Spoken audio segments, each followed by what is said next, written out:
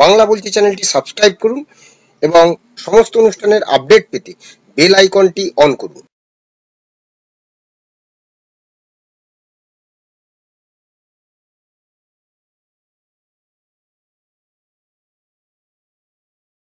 নমস্কার, বাংলা বলছি চ্যানেলে আপনাদের স্বাগত। আমি বিপ্লব দাস বলছিলাম। তৃণমূল কি ক্রমশ কোণঠাসা হয়ে পড়ছেন? যুব তৃণমূলের সভানেত্রী সায়নী ঘোষ, যিনি যাদবপুরের সাংসদ নির্বাচিত হয়েছেন সদ্য। আমরা যখন এই প্রতিবেদন করছি সেই দিন সায়নী ঘোষ বাজেট অধিবেশনে যোগদান করেছেন সংসদে, আমরা দেখেছি। কিন্তু তার আগের দিন ঠিক 21শে জুলাই রবিবার সায়নী ঘোষকে মঞ্চে দেখা যায়নি। খাতায় কলমে 21শে জুলাই সাধারণত পালিত হয় তৃণমূল কংগ্রেসের যে শাখা তৃণমূল যুব কংগ্রেসের নেতৃত্বেই এই 21শে জুলাই যে শহীদ তর্পণ দিবস পালিত হয়, তা আমরা দেখতাম যে যুব তৃণমূলের ব্যানারেই সেটি হতো। কিন্তু এই বছর কোথাও যেন একটা ব্যতিক্রম দেখলাম। যুব তৃণমূলের ব্যানারে হলেও সেখানে যুব তৃণমূলের যিনি দায়িত্বে থাকেন, অর্থাৎ যিনি সভাপতির পদ অলঙ্কৃত করেন, তিনি বক্তব্য রাখেন বা সভা পরিচালনা করেন। কিন্তু এবার দেখা গেল সেই সভা পরিচালনা করছেন অরূপ বিশ্বাস। যেটা জানা গেছে যে 1993 সালে পুলিশের গুলিতে যখন নিহত হয়েছিলেন 13 জন যুব কংগ্রেস কর্মী, যুব কংগ্রেসের সেই একটি মিছিল ছিল এবং সেই মিছিলে 13 জন শহীদ হয়েছিলেন। মমতা বন্দ্যোপাধ্যায় তখন যুব কংগ্রেসের সভানেত্রী ছিলেন এবং তারপর থেকে প্রতি বছর কংগ্রেসের ব্যানারে হলেও 1998 সালে তৃণমূল কংগ্রেস প্রতিষ্ঠা হওয়ার পর ঠিক যুব কংগ্রেসের ব্যানারে এই শহীদ তর্পণ দিবস অর্থাৎ তৃণমূলের যে 21শে জুলাই ধর্মতলায় সেটা পালিত হতো। কিন্তু 2011 সালে ক্ষমতায় আসার পরে ব্রিগেডে এই সমাবেশ হলেও পরে সেটা ধর্মতলাতেই আবার ফিরে আসে এবং তারপরে যুব তৃণমূলের ব্যানারেই এই অনুষ্ঠান হয়ে আসছে। কিন্তু এই বছর যেন কোথাও একটা ব্যতিক্রম দেখা গেল। তাহলে কি সায়নী ঘোষ, যিনি যুব তৃণমূলের সভাপতি সভানেত্রী, তাকে বাদ দিয়ে এই অনুষ্ঠান, তিনি মঞ্চে ছিলেন কিন্তু তাকে বক্তৃতা করতে দেওয়া হয়নি। অন্য সকলে যে বক্তাদের তালিকা ছিল সে বক্তাদের তালিকাতেও ছিলেন না সায়নী ঘোষ। 2021 সালের নির্বাচনের পর, বিধানসভা নির্বাচনের পর দলের যুব সংগঠনের যে সভানেত্রীর পদে বসানো হয়েছিল সায়নী ঘোষকে। এর আগে এই দায়িত্বে ছিলেন অভিষেক বন্দ্যোপাধ্যায়। এবারে লোকসভা ভোটেও যাদবপুর থেকে জিতে সাংসদ হয়েছেন সায়নী ঘোষ। তা সত্ত্বেও 21-এর মঞ্চে তিনি বলার সুযোগ না পাওয়ায় অবাক হয়েছেন অনেকেই। বিশেষ করে যুব তৃণমূলের যারা পদে রয়েছেন, যারা কর্তা, যারা সমর্থক বা যারা কর্মী, তারা তো অবাক হয়েছেন যে কেন মঞ্চে যুব তৃণমূলের নেত্রী সায়নী ঘোষ তিনি বক্তব্য রাখলেন না। সভা শেষে যুব সংগঠনের রদবদলের প্রশ্নে সংবাদ মাধ্যমের কাছে সায়নী শুধু বলেছেন, পরিবর্তনই একমাত্র সত্য। তার মানে যুব তৃণমূলে কি পরিবর্তন আসন্ন? অর্থাৎ এই 21শে জুলাই শেষ হলো, এই পরেই কি যুব তৃণমূলের পদ থেকে সায়নী ঘোষকে সরিয়ে দেওয়া হবে? শনিবার যখন ঠিক 21শে জুলাইয়ের আগের দিন 30 জুলাই মমতা বন্দ্যোপাধ্যায় প্রতিবারের মতো শহীদ সমাবেশের প্রস্তুতি খতিয়ে দেখতে তিনি যান এবং সেখানে বসে বেশ কিছুক্ষণ নেতা কর্মী সাংসদ মন্ত্রী সকলকে নিয়ে তিনি বসেন এবং কথা বলেন, প্রস্তুতি খতিয়ে দেখেন। ঠিক এবারেও তার ব্যতিক্রম ছিল না। 21শে জুলাই এর ঠিক আগের দিন বিকালে শনিবার মমতা বন্দ্যোপাধ্যায় সেখানে গেছিলেন, কিন্তু সূত্রের খবর যে সায়নী ঘোষ তাকে মমতা বন্দ্যোপাধ্যায়কে কিছু বলতে যান।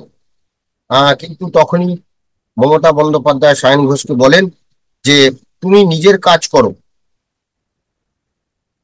তারপরেই মমতা বন্দ্যোপাধ্যায় সেই যুব যে সমাবেশের স্থান থেকে চলে যাওয়ার পরেই তিনি রাজ্য সভাপতি সুব্রত বক্সির সঙ্গে দেখা করেন এবং তিনি রাজ্য সভাপতি সুব্রত বক্সিকে জিজ্ঞেস করেন যে 21শে জুলাই সমাবেশের সঞ্চালনের দায়িত্ব তাকে দেওয়া হবে কিনা, কারণ এটা যুব সংগঠনের কর্মসূচি। সূত্রে জানা গেছে সুব্রত বক্সি নাকি তখনই জানতে চান যে এই অনুষ্ঠানে আর কয়েক ঘন্টা বাকি, তা এতদিন তা কেন মনে পড়লো না? গত 1 মাস ধরে এই নিয়ে কতবার সায়নী ঘোষ সুব্রত বক্সির কাছে জানতে চেয়েছেন এই সমাবেশ নিয়ে। তিনি প্রত্যেক দিন তো দলীয় কার্যালয়ে থাকেন, এদিকে আবার কয়েকদিন আগে সায়নীর থেকে যুব সংগঠনের রদবদলের ব্যাপারে নাকি তালিকা চেয়েছিলেন মমতা বন্দ্যোপাধ্যায়। জেলা এবং ব্লক স্তরে যুব সংগঠনের কাদের নতুন দায়িত্ব দেওয়া হবে তা জানতে চান দলের সুপ্রিমো। ইতিমধ্যে সেই তালিকা সুব্রত বক্সির কাছে জমা দেওয়া হয়েছে। এই বিষয়ে দলের সংগঠন এবং আইপ্যাকের মতামত নেওয়া হবে। এরপর চূড়ান্ত সিদ্ধান্ত নেবেন মমতা বন্দ্যোপাধ্যায়। তাহলে একটা বিষয় পরিষ্কার হচ্ছে, বা রাজনৈতিক মহল অনুমান করছে, যে যুব সংগঠনের রদবদল প্রায় পাকা। অর্থাৎ সায়নী ঘোষ তিনি সাংসদ নির্বাচিত হয়ে গেছেন, তিনি সাংসদ নিয়েই থাকুন, তার সংসদীয় এলাকা নিয়েই কাজ করুন। কারণ অভিষেক বন্দ্যোপাধ্যায় সব সময় একটা এক মানে এক পদ, এক ব্যক্তি এক পদে বিশ্বাসী। অর্থাৎ কাউকে দ্বিতীয় কোনো পদে রাখা যাবে না। যিনি সাংসদ তিনি সাংসদ এলাকার কাজ নিয়ে ব্যস্ত থাকবেন, সংসদে প্রশ্ন করবেন, নিজের এলাকার বিভিন্ন সুযোগ সুবিধা, মানুষের সুযোগ সুবিধা নিয়ে প্রশ্ন করবেন, তাকে আর অন্য কোনো দায়িত্বে রাখা যাবে না। এটাই হচ্ছে অভিষেক বন্দ্যোপাধ্যায়ের মত। সেই অনুসারে যুব সভানেত্রী পদ থেকে সম্ভবত সরতে চলেছেন সায়নী ঘোষ। এবং তৃণমূল সূত্র প্রায় এরকম খবর যে তার মেয়াদ প্রায় শেষের পথে।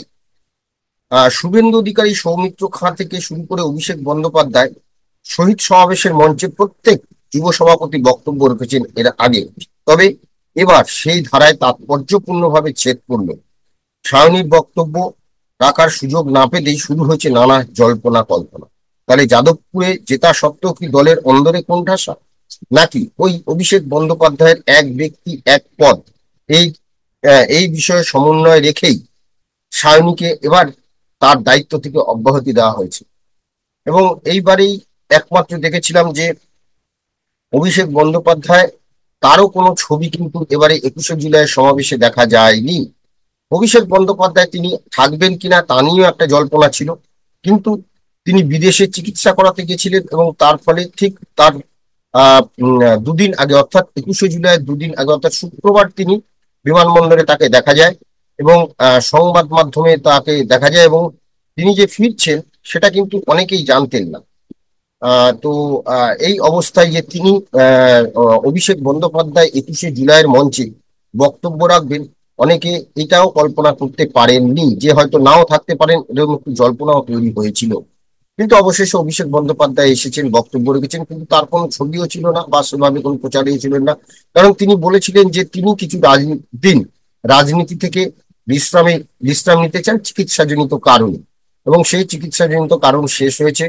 ফলে তাকে আবার 21শে জুলাইয়ের মঞ্চ অবতীর্ণ হতে দেখা গেল। তিনি সেখানে বক্তব্য রাখলেন এবং বক্তব্যে তিনি নানা বিষয় তুলে ধরেছেন, এবং তার মধ্যে তিনি অর্থাৎ কাজ করলে ফল পাবেন, অর্থাৎ যারা কাজ করেননি এবার তাদের দিকে নজর করবে অভিষেক বন্দ্যোপাধ্যায়। সেই সঙ্গে 2021 সালের বিধানসভা নির্বাচনের পরেই সায়নী ঘোষ, যিনি আসানসোল দক্ষিণে প্রার্থী হয়েছিলেন অগ্নিমিত্রা পলের বিরুদ্ধে, এবং দেখা গিয়েছিল যে তিনি বেশ ভালো ফাইট দিয়েছিলেন, কিন্তু তিনি সেই তার আসানসোলে তিনি জয়ী হতে পারেননি। অগ্নিমিত্রা পলের কাছে বিজেপি প্রার্থী তার কাছে পরাজিত হন।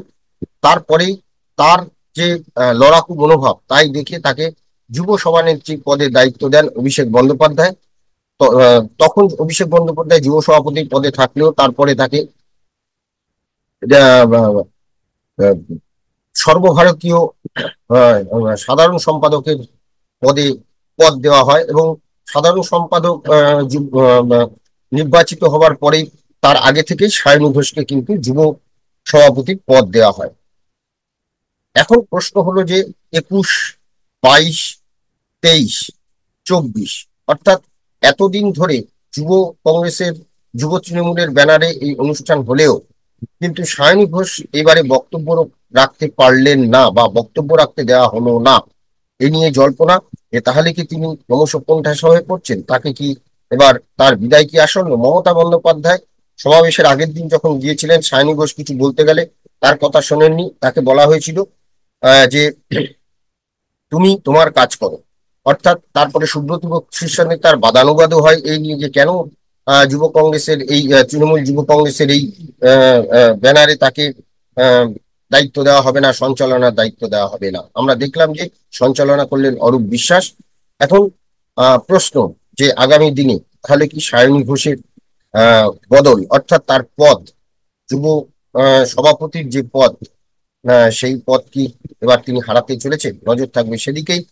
আপাতত আমাদের এই আলোচনা নিয়ে আপনাদের মতামত কমেন্টস বক্সে জানাবেন। ভালো লাগবে অবশ্যই লাইক দিবেন। সবাই ভালো থাকবেন। নমস্কার।